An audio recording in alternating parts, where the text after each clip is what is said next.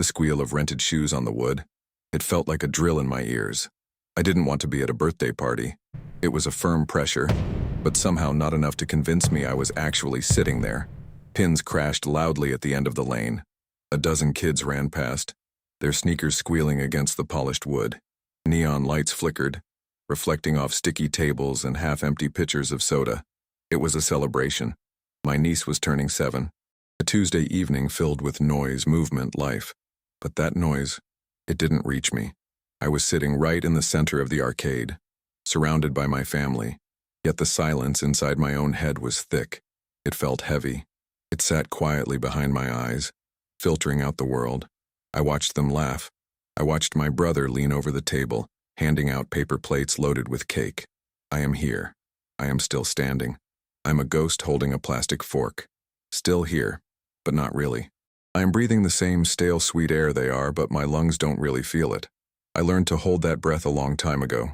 My brother looked over at me. He gave me a short, tight nod. He didn't ask if I was having a good time. He didn't ask if I was all right. He learned not to speak about it. He understands the space between words. He just offered the plate. I took it. My hands were perfectly steady. They usually are now. But the muscle memory, it never fully goes to sleep. It just waits its turn. 2 lanes down, a teenager dropped a bowling ball straight onto the floor. A sudden, blunt thud. The room didn't stop, but I did. For a fraction of a second, the neon lights simply faded out. The squealing shoes, the music, the laughter, gone. The air felt colder. And just like that, I wasn't at a birthday party anymore. I was back in the dust. I was back in the place where the uniform came off, but something else stayed on. I don't talk about that afternoon in the valley. I don't talk about the exact moment the perimeter fell apart. Sometimes people ask.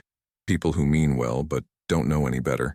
They catch me at a family barbecue or late at night when the house is quiet, and they ask what it felt like. They want a story. They want to hear about a tunnel or a bright white light, or angels coming down. They want some profound, comforting realization about the universe. They want the movie version of dying. I don't have that for them. I don't have a neat, wrapped-up answer. What I have is the silence. That is the one thing nobody ever warns you about when they talk about the end. It isn't loud.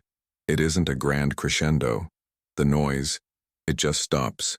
1 second, the world is tearing itself apart. The air is violently vibrating against your teeth. Everything is screaming. And the next second, nothing.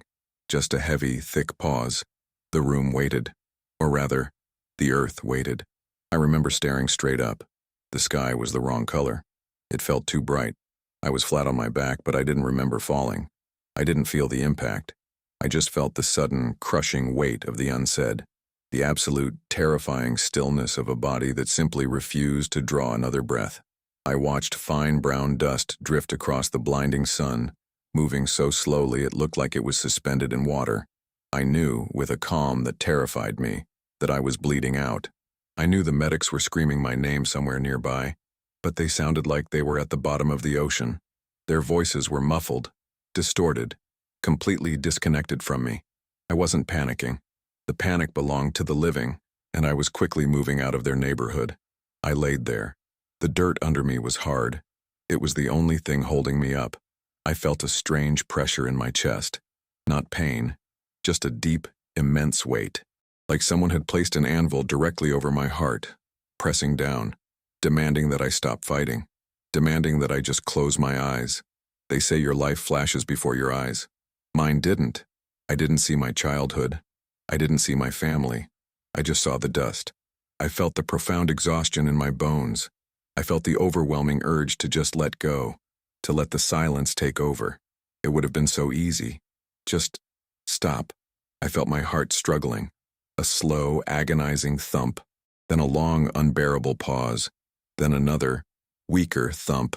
I was intensely aware of the space between those beats. It was a space where nothing else existed.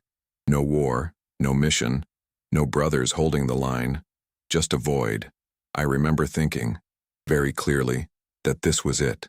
This was how I leave. The guilt wasn't there yet. The shame of surviving when others didn't. That came later. That followed me home and sat quietly on my couch for years. But in that exact moment in the dirt, there was only the surrender. I stopped trying to breathe. I stopped trying to hold on to the edges of the world. My chest seized one last time, a desperate, hollow flutter, and then a flat, endless quiet. The machine stopped. I wasn't in my body anymore. I wasn't anywhere. I was just suspended in the dark. There was no pain in the dark. There was no fear. It was the most profound stillness I have ever known. But it wasn't empty. It was crowded with the weight of everything I hadn't finished. The apologies I never made. The calls I never returned. The version of myself I was supposed to be when I finally took the uniform off. All of it floated there in the quiet. I was dead. I knew I was dead, but the awareness, it didn't shut off. It just shifted. It waited. I lingered in that heavy air. I don't know for how long. Time doesn't work the same way when your heart isn't keeping track of it. I was ready to stay. I had accepted the math. I had made my peace with the silence, but then something pulled. It wasn't a gentle pull. It was an impact, a violent, physical crash back into my own bones. My chest cracked upward. The air that rushed into my lungs was sharp. It tasted wrong. It tasted like copper and burnt dirt. I didn't want it. That first breath back, it wasn't a relief. It was a chore. It was a heavy, forced thing, demanding that I return to a place I had already surrendered. The noise slammed back into my ears. The screaming, the roar of the engines, the frantic voices tearing through the radio. The silence shattered into 1,000 jagged pieces, and suddenly, I was trapped under the blinding sun again. The dirt beneath me wasn't just hard anymore. It was pulling me down. The pressure returned. The pain followed right behind it, wrapping around my ribs like a vice. I blinked, and the dust cleared just enough to see a face hovering above me. Dirty, sweating, eyes wide with a frantic urgency that I no longer felt. He was pressing down on my chest, forcing the machine to keep working, forcing the rhythm back into a heart that had already decided to clock out. They told me later it was 3 minutes. 3 minutes where the line just went flat. People hear that and they think of it as a medical fact, a number on a chart. But 3 minutes in that dark, quiet place isn't measured in seconds. It is a boundary you cross. And once you cross it, you never fully walk back over to the other side. They patched the holes. They put me on a plane. They sent me back to the living room. But the guy who walked through the front door wasn't the guy who deployed. Not really. The uniform came off, folded away in a heavy canvas bag in the back of a closet, but the skin underneath it, it didn't fit anymore. I was walking around in a life that felt borrowed. I spent the first year back just trying to figure out how to stand in a grocery store without my shoulders tightening, how to pump gas without scanning the tree line, how to sleep in a bed that felt entirely too soft, in a house that felt too quiet. The silence here wasn't the same as the silence in the dirt. That silence had been final. It had a purpose. The silence in my house was just waiting. It was the heavy air before a storm that never actually breaks. I would sit on the couch at 2 in the morning, the television glowing with the volume muted, just staring at the dark screen. My wife would come out, wrap a jacket around my shoulders, and sit next to me. She didn't ask what I was thinking. She learned not to ask. She knew the words weren't there. She just shared the space. She anchored me to the room when the gravity started to fail, because a part of me stayed in that valley. A part of me is still lying in the dust, looking up at a sky that is too bright, waiting for the final beat. I survived when others didn't. Men who were better than me. Men who had kids, who had plans, who didn't get to wake up in a hospital smelling like sterile alcohol and bleach. I am still standing, and there is no clean answer for that. I'm a ghost holding a plastic fork. Still here, but not really. I blinked. The neon lights of the arcade snapped back into focus. The smell of cheap pizza and floor wax filled my lungs. The sharp, blunt thud of the dropped bowling ball faded into the general chaotic hum of the room. I looked down at my hands.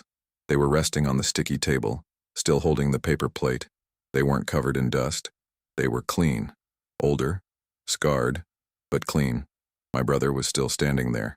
He hadn't moved. He was just looking at me. Not with pity, not with worry. Just recognition. He had seen me drift away. He knew exactly where I went. He had his own ghosts, his own spaces where the words run out. We don't talk about it. We don't need to. He just stood watch until I found my way back to the table. I looked at the cake on the plate. Then I looked up at the lane where my niece was spinning around laughing, holding a giant stuffed bear she had just won. The room was loud, The world was moving. I am not healed. I don't think I ever will be. You don't get fixed after seeing what is behind the curtain. The weight doesn't magically disappear because you talked about it or because enough years passed. It just changes shape. It settles deeper into your bones. But I am learning to stay. I am learning to breathe the heavy air and not let it suffocate me. I am learning to be present in this second life, even when it feels out of place. I still carry the silence. I will always carry it. But today, right now, the noise of this arcade, it is enough for now. I picked up the plastic fork. I took a bite of the cake. It was too sweet. It was perfect. I gave my brother a nod. A small, almost invisible movement. He nodded back. We are still here. We are still holding the line. Even if the perimeter is just a Tuesday night at a bowling alley. If you carry the weight of a place you can never explain, if you know the profound cost of surviving when the math doesn't make sense, just leave a simple respect in the comments. We don't need the whole story. We just need to know we aren't standing watch alone. Honor the next voice.